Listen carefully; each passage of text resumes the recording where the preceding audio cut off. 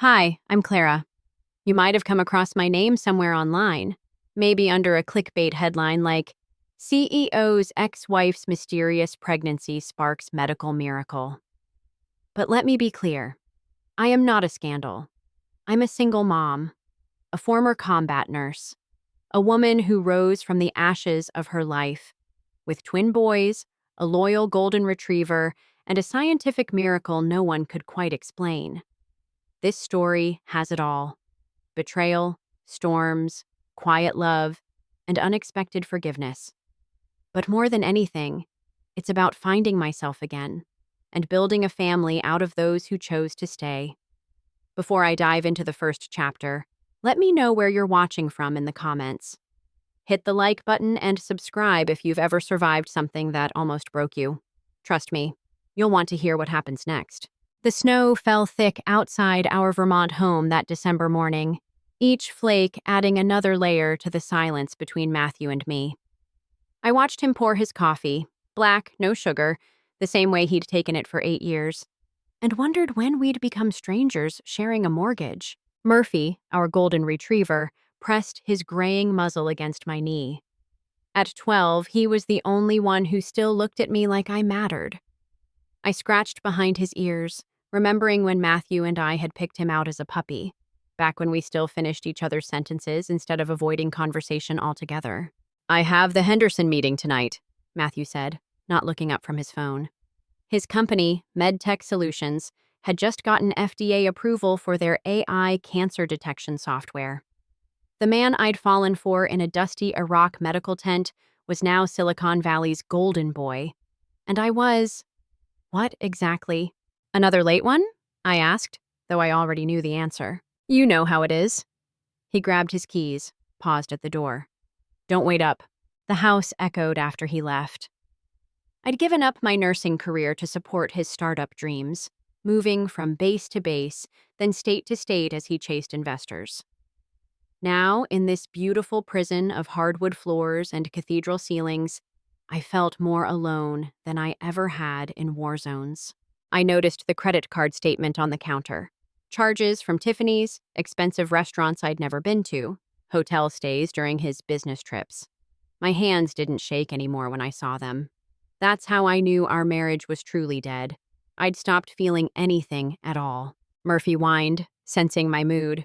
I knelt beside him, burying my face in his fur. "Just you and me, boy," I whispered. "Like always." The Veterans Fundraiser was my idea. One of the few things Matthew couldn't say no to publicly. Bad optics, refusing to support wounded warriors when your wife was a combat nurse. I wore the black dress he'd bought me 3 Christmases ago, back when he still noticed what I wore. The ballroom sparkled with fake smiles and real diamonds. I moved through the crowd, playing the CEO's wife perfectly, while Matthew worked the room. Then I saw her.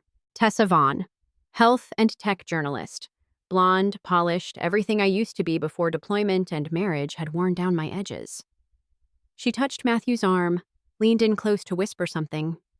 He threw his head back, laughing, really laughing, in a way he hadn't with me in years. I watched them all evening. The way she adjusted his tie, how his hand found the small of her back.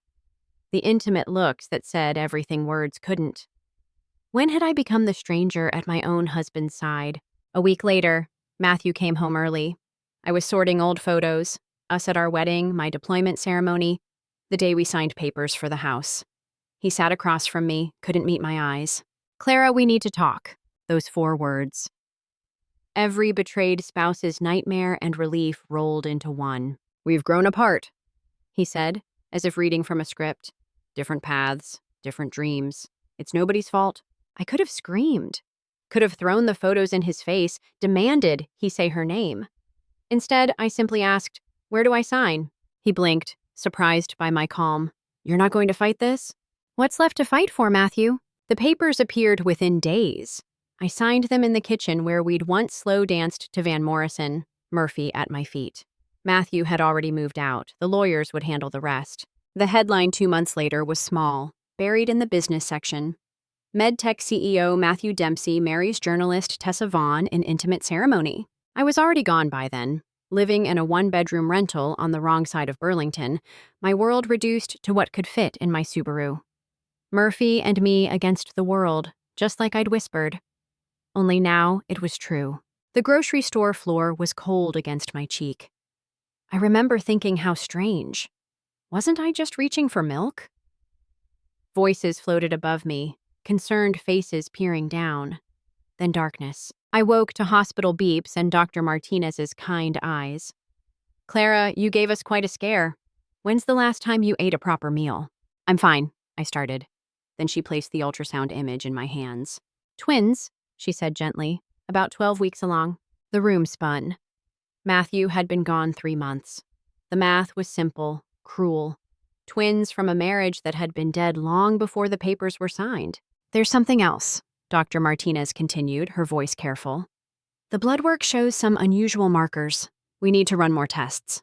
The tests revealed the impossible. Through some medical anomaly that would later make journals, one twin carried different genetic markers, not Matthew's, not anyone's I'd been with. The truth unraveled slowly. 2 years ago, I'd undergone egg donation to help infertile couples. My way of creating life after seeing so much death in Iraq. A fertility clinic error, a 1 in a million chance. One of my donated eggs had somehow been reimplanted during a routine procedure I'd had for endometriosis. Spontaneous superfetation, they called it. 2 babies, 2 different origins, 1 broken woman carrying them both. It's unprecedented, the genetic counselor explained. We'll need to document everything, but legally, medically, they're both yours. I sat in my car afterward, hands on my still flat stomach. 2 lives growing inside me. 1 a reminder of failed love, 1 a mystery of science and chance. Murphy watched from the back seat, tail wagging despite my tears. What do I do? I asked him. He licked my hand. The answer was simple. I'd keep them both, love them both. These unexpected miracles in my wreckage of a life. I drove home planning nurseries, choosing names, feeling something I hadn't in months. Hope. Maybe you had to be completely broken before you could rebuild. Maybe these babies were my chance to prove that love didn't need to come from conventional places to be real. The irony wasn't lost on me. Matthew, whose company pioneered medical breakthroughs, would never know his ex-wife had become one herself. Testing, 1, 2. I adjusted my makeshift podcast setup in the corner of my bedroom. Welcome to Broken But Brave, where we talk about putting ourselves back together when life falls apart. I'm Clara, and boy, do I have a story for you. Starting the podcast was Elijah's idea. We'd served together in Iraq. He was the psychiatrist who kept us sane between trauma surgeries. When he heard about my situation through the veteran grapevine, he reached out. You've got something to say, he'd written. Say it. So I did. Late nights after my nursing classes, yes, I'd gone back to school, pregnant with twins and all, I'd record episodes about betrayal, unexpected pregnancy, starting over. I kept the medical miracle part vague, too complicated, too identifying. But the emotions? Those I served raw. The response stunned me. Thousands of downloads became millions. Messages flooded in from women who'd been left, who'd lost themselves in marriages, who'd found strength they didn't know they had. Your voice got me through my divorce papers. I started nursing school because of you. Thank you for showing me broken doesn't mean worthless. My belly grew rounder as my following grew larger. I documented the journey, not for sympathy but for solidarity. Swollen ankles and morning sickness between classes, studying for exams while the babies kicked, building cribs alone while Murphy supervised. Elijah became my unofficial co-host, calling in from his practice in Boston. Our conversations about trauma, resilience, and post-traumatic growth resonated with veterans and civilians alike. He never mentioned the nights he'd talk me through panic attacks or the care packages he sent. Good tea, compression socks, books on single parenting. You're glowing, he said during one recording, and listeners heard the smile in his voice. That's sweat, I laughed. These boys are training for soccer already. I'd decided on names. Isaac for the miracle baby. Remy for Matthew's son. They'd be brothers in every way that mattered. raised by a mother who'd learned that family isn't about DNA, it's about showing up. The podcast became my therapy, my community, my proof that you could build something beautiful from ruins. Every download was a woman saying, "Me too." Every message was proof that sharing our broken places could help others heal theirs. Matthew's world of tech conferences and innovation summits seemed galaxies away from my reality of prenatal vitamins and community college hallways. But I wouldn't trade back. Not anymore. The email from Tessa came on a rainy Tuesday. I almost deleted it. Who needs that drama? But curiosity won. "Clara, I know I'm the last person you want to hear from, but you deserve to know. Matthew can't have children. We've been trying. Tests confirm he's sterile. Has been for years, probably. He thinks you cheated. He's hiring lawyers." I read it 3 times, my hand protectively over my bump where Isaac and Remy tumbled. The irony was excruciating. Matthew, who'd never wanted children during our marriage, now desperate for them. And sterile. The legal papers arrived within a week. Demand for paternity testing. Threats of custody battles if fraud was proven. My quiet life exploded overnight when someone leaked the story to tech blogs. MedTech CEO's ex-wife's pregnancy scandal made rounds on Twitter. My podcast inbox filled with hate. Comment sections became battlegrounds. The narrative was simple, wrong, and viral. Bitter ex-wife tries to trap successful man with another man's babies.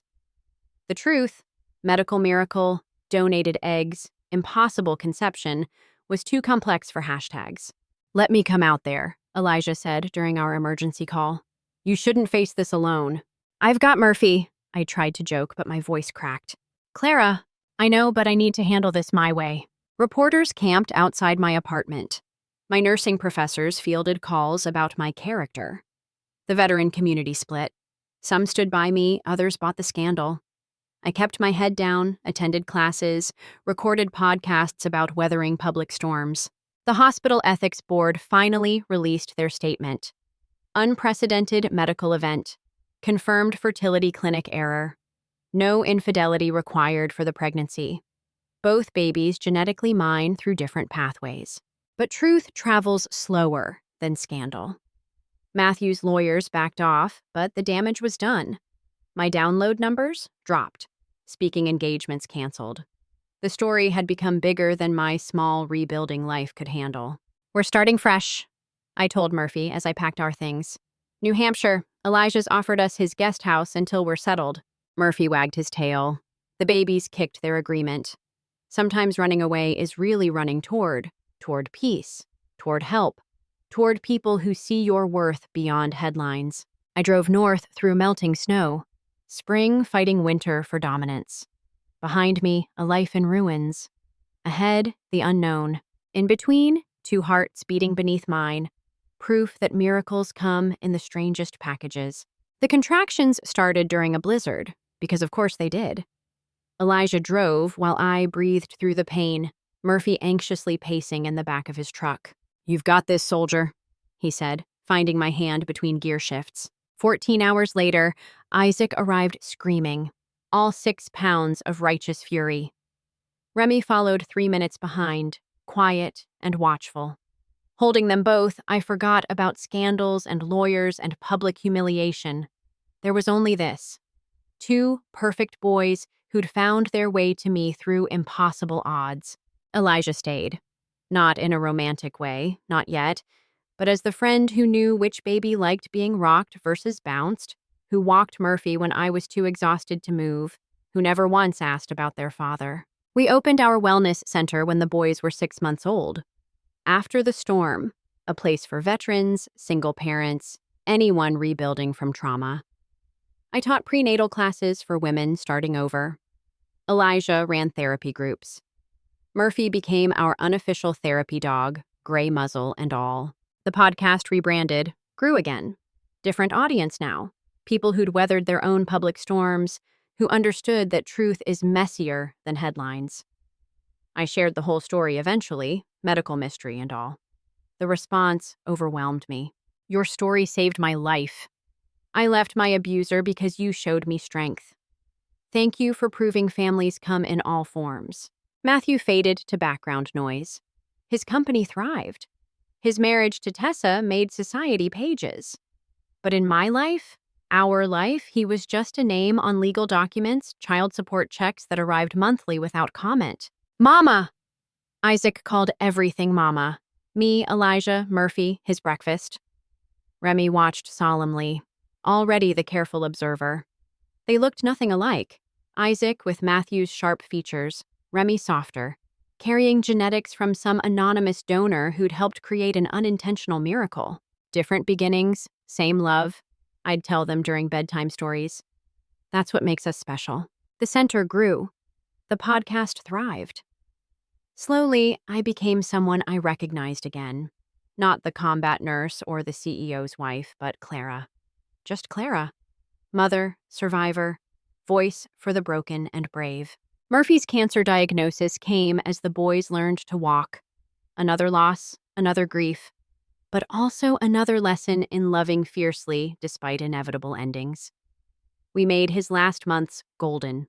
Beach trips, steak dinners, all three of us sleeping in a pile like puppies. Thank you, I whispered as the vet helped him sleep, for staying when everyone else left. Elijah held me while I cried, the boys patting my face with sticky hands.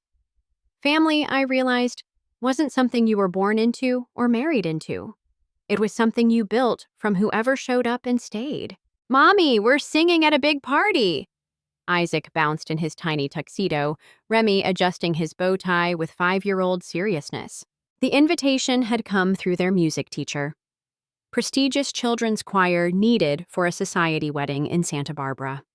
All expenses paid. The boys had worked so hard, how could I say no?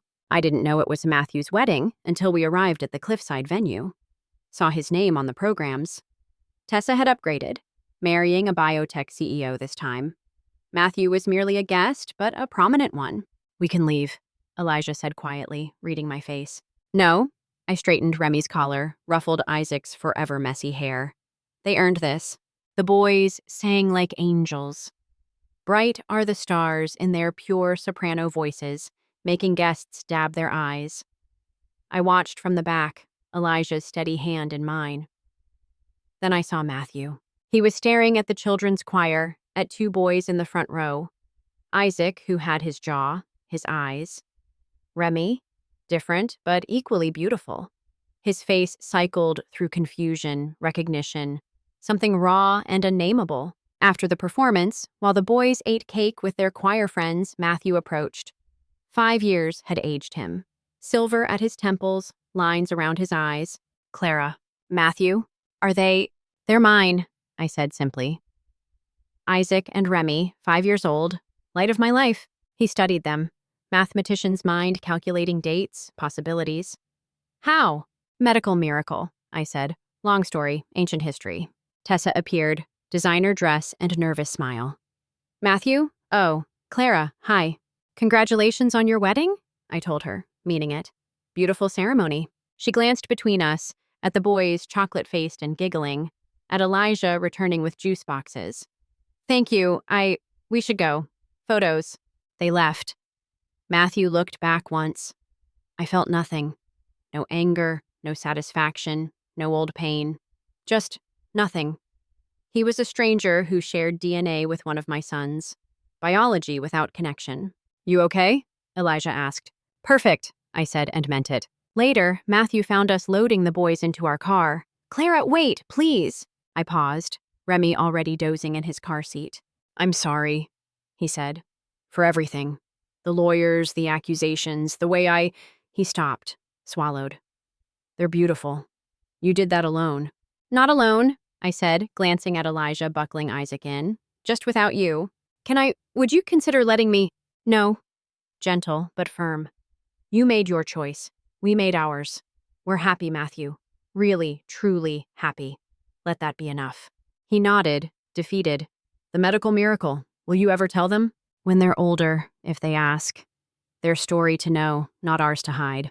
Mommy, I'm tired, Isaac called. Can we go home? Home, New Hampshire, our center. Life. Yes, baby, we're going home. I drove away without looking back. Elijah reached over, squeezed my hand. In the back seat, our boys, because that's what they were, ours, slept peacefully, worn out from their big adventure. "Proud of you," Elijah said quietly. "For what?" "For choosing peace," I smiled, watching the coast fade in the rearview mirror. Learned that from a very wise psychiatrist. "Handsome too?" He's okay." We laughed, heading north toward our life, the one we'd built from ashes and accidents, love and letting go. "Before we start," I told the packed auditorium, "I need to tell you about Murphy." 6 months after the wedding encounter, I was keynoting the National Women's Health Summit. My book, Bright After Winter, had launched the week before. The dedication read, "For Murphy, who stayed, for my boys, who saved me, for Elijah, who showed me love could be gentle, for every woman rebuilding from ruins." Murphy was my dog, I continued, a golden retriever who saw me through the worst years of my life. He died 2 years ago, but I still talk to him sometimes. Because families, real families, stay with us even when they're gone. And that's what I want to talk about today. The families we choose, the love we build, the way we rise. I told them everything. The marriage that froze slowly, the betrayal that felt like relief, the miracle pregnancy that made headlines for all the wrong reasons. The man who showed up with tea and patience when I'd forgotten kindness existed. "We create these narratives about how love should look," I said. "Meet, marry, babies, happily ever after. But what if your ever after comes in a different order? What if your greatest love isn't romantic but canine? What if your children come from heartbreak and happy accident? What if your partner arrives not as a savior but as a friend who simply refuses to leave?" In the front row, Elijah smiled. We'd married quietly last spring. Just us, the boys, and a justice of the peace. No white dress or society pages. Just promises made by people who understood that love was a daily choice, not a fairy tale. "Mommy!" Isaac stage whispered from where he sat with my sister. "Tell them about the time Remy put a frog in Daddy's coffee." The audience laughed. Daddy. That's what they called Elijah now. Their choice, like everything in our cobbled-together life. "Later, baby," I promised. Let Mommy finish her boring grown-up talk. I spoke about our centers, now in 6 states, serving thousands. About the podcast that had become a movement. About learning that broken places, when healed, become our strongest parts. Someone asked me recently if I regret the years with my ex-husband. If I wish I'd seen the signs sooner, left faster, avoided the pain. I found Matthew's eyes in the crowd. He'd come, alone, sitting near the back. I don't, because every broken road led here. To this stage, to these boys, to this life I couldn't have imagined when I was sobbing on my kitchen floor. Question time brought the usual queries about single parenting, starting over, dealing with public scandal. Then, a young woman in the back. "Your ex-husband is here. How does that feel?" The room tensed. I looked at Matthew, really looked, successful, accomplished, alone. "It feels like forgiveness," I said. "Not for him, for me. Holding on to anger is like drinking poison and expecting the other person to die. I chose to put it down. I chose to fill my hands with better things." Matthew left before the book signing, but he'd heard what he needed to hear.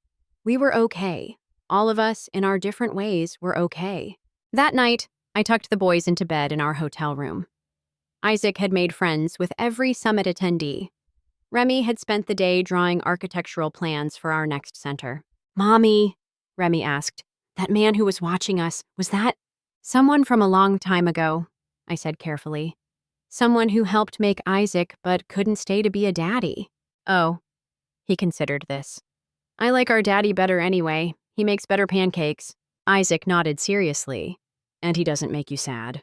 Out of the mouths of babes. Elijah was reading in bed when I joined him, emotionally spent. "Long day?" "The longest." I curled into him. "But good, really good." "The boys asked if they could invite 3 parents to their kindergarten graduation," he said, amused. "You, me, and Murphy in heaven."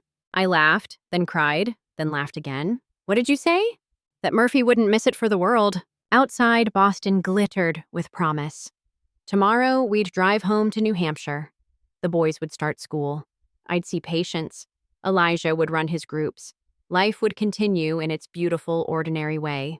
But tonight, I lay between my past and future, holding the present like the gift it was. Broken but brave, scarred but whole. Proof that sometimes the best stories aren't about perfect love, but about perfectly imperfect families who choose each other again and again. I love you, I whispered to the man who'd waited patiently for me to heal enough to say it. I know, he said. I love you too. All of you. Even the broken parts. Especially those? Especially those. The boys padded in around midnight. Bad dreams or big feelings.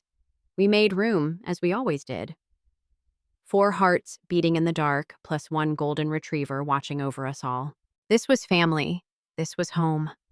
This was bright after winter. Not an ending, but a beginning that never stopped beginning. Beautiful and messy and mine.